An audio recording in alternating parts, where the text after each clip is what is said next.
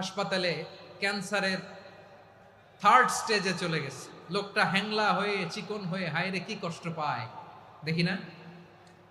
বিষ্ণু বলে একটা দোয়া যদি কেউ অন্যের কোনো বিপদ দেখে পড়ে, ওই বিপদ তার জীবনে কখনো আসবে না। শুনবেন?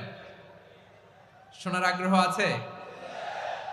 অনেক সময় হয় যে আমরা মহাসড়ক দিয়ে যখন চড়ি, দুর্ঘটনায়, আইরে আল্লাহ, দুর্ঘটনায় মানুষের মাথা একদিকে, দেহ আরেকদিকে, ব্লিডিং, এরকম হয় না?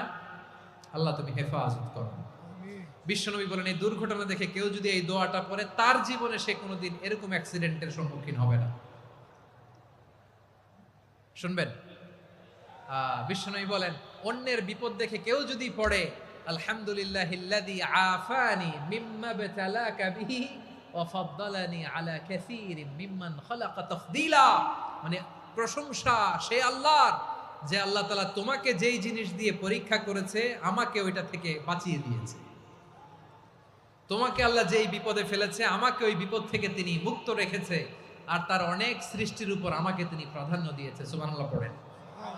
যে কোনো বিপদ, কারো ক্যান্সার দেখে যদি এই দোয়াটা আপনি বিশ্বাসের সাথে পড়েন, জীবনে কোনোদিন ক্যান্সার রোগে আক্রান্ত হবেন না।